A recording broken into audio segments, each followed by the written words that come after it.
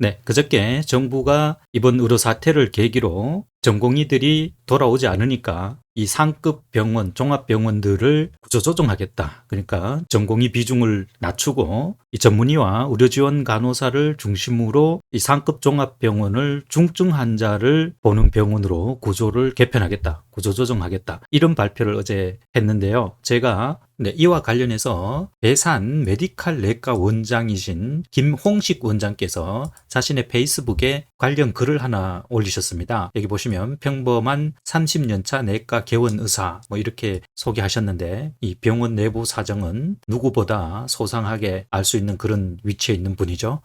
자, 중증 질환 중심, 전문의 중심 병원은 필연적으로 경영이 악화된다. 종병이, 그러니까 종합병원이 중증 질환으로 수익을 올리는 것이 아니다. 단적인 예로 아주대병원 중증외상센터 수입 구조를 보면 알 수 있다. 많은 인력과 장비가 투입되는 중증 질환 관리는 수익성이 크게 떨어진다. 김홍식 원장이 예로 든 아주대병원 중증외상센터, 그 유명한 이국종 교수님이 계셨던 곳이죠. 수술을 할 때마다 엄청난 적자가 난다. 그런 이야기가 당시 많았습니다. 이와 관련해서 비슷한 얘기를 저도 벌써 2주 됐네요. 이 영상 내용에 포함한 적이 있습니다. 제가 이 영상에서 지적했던 것은 우리나라 의료 시스템이 기본적으로 저수가 강제 동원 체제다. 그러니까 군대식으로 공중 보건을 위해서 민간 영역에 속한 병원과 의사, 의료 자원을 정부가 완전히 100% 그냥 컨트롤하고 있는, 동원하는 그런 체제인데, 그러다 보니까 정부가 일괄적으로 수가를 정해놓았지 않습니까? 동일 진료 행위에 동일한 수가를 정해놓고 의사들의 경력이나 실력, 유무에 상관없이, 그러다 보니까 힘든 수술을 할수록 병원이 적자가 나는 그런 구조가 지금 하루 이틀도 아니고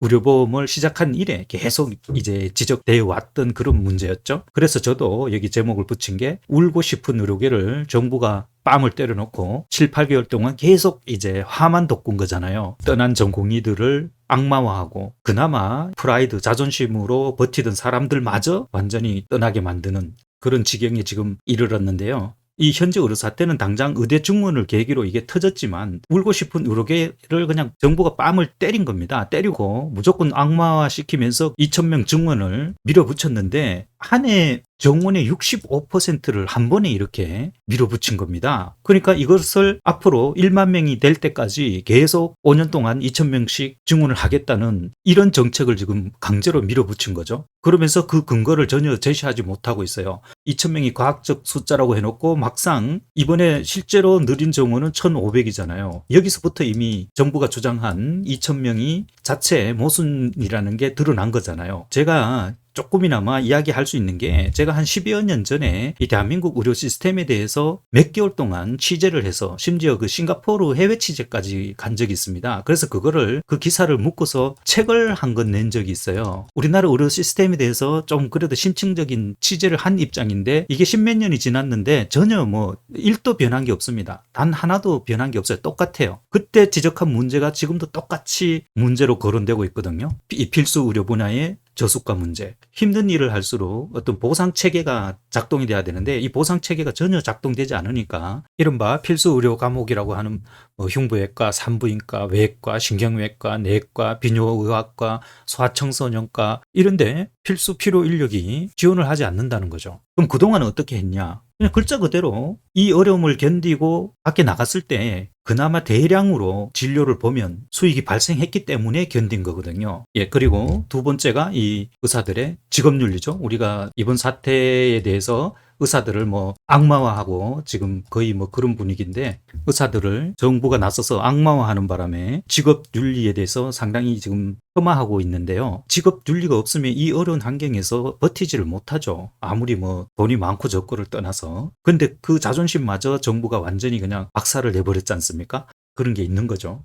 경증 환자가 짧은 주기로 입퇴원하며 단기간에 많은 검사를 하는 것이 오히려 수익성에 좋고 건강검진 등도 도움이 된다. 반면에 응급실과 중환자실 등은 적자를 키우는 요인이다. 오죽하면 서울 소재 모 대학병원은 응급실과 중환자실 적자를 병원 주차비로 메운다고 한다. 이것은 뭐 다 알려진 사실이죠. 병원 주차비, 그다음에 장례식, 거기 있는 임대사업들로 통해서 이 병원 수익성을 맞춰왔는데, 그러니까 우리나라 의료계가 아까 제가 말했듯이 정말 취약한 구조 위에 서 있었거든요. 그러다 보니까 이게 그냥 그 의대 증원이라는 그런 단 한 가지 사건으로 인해서 이게 완전히 그냥 우르르 붕괴되는, 이 담벼락이라고 치면 이 담벼락이 우르르 붕괴되는 그런 지금 상황까지 맞이하게 된 겁니다. 이런 종합병원의 경질환을 막고 중질환으로만 전환하여 인건비가 싼 전공의 업무를 줄이고 전문의로 일을 맡게 한다는 것인데, 수익성은 떨어지는데 전문의 인건비는 급증하니 보나마나 종합병원의 수익성은 급격하게 떨어질 것이다. 종합병원, 대학병원들이 대부분 민간 자본으로 세워졌고 국립대도 독립체산제로 운영하며 국고 지원만으로 버틸 수 없으니 수익성이 떨어지면 마통, 마이너스 통장 출금만 급증하고 이를 변제할 기회도 없게 된다. 마통으로 버티는 것도 한두 달이지 1년이면 버틸 수 있는 것이 아니다. 대통령이 길이 아닌 곳으로 걸어가려고 하니 재정만 축나고 효과도 없고 부작용만 속출하게 되었다. 언제까지 지원금을 퍼줄 수 있는 상황도 아니고 이제라도 의료계의 목소리를 귀담아 듣고 어떤 길을 가야 할지 파악해 봐야 하지 않겠나. 물론 이제 의사분이니까 의사들의 뭐 병원의 입장을 이렇게 대변해서 썼을 수도 있지만 이게 현실입니다. 이 현실을 애써 외면하고 지금 계속 땜빵식, 땜질식 처방을 하다 보니까 이 사태가 점점 커지고 있는 거잖아요.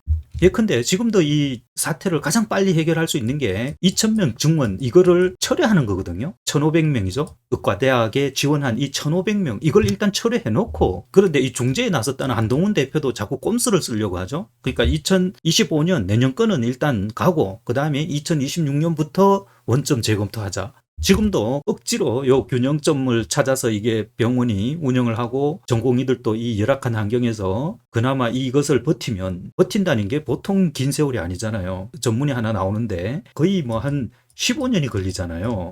몸은 힘들지만 환자라도 많이 보면 수익이 나니까 이걸 견뎌왔는데 이 자체를 지금 이 기반을 무너뜨려 놓고 대화하자. 어떻게 대화가 되나요? 그러니까 한동훈 대표도 지금 눈 가리고 아웅하는 거죠. 자기가 마치 뭔가 나서서 하는 것처럼 자기 주가 올리려고 하는 거지만 근본적인 대책이 될 수가 없죠. 2,000명, 1,500명 그거부터 일단 중단해놓고 대화를 하자고 해야 대화가 될 거 아니에요.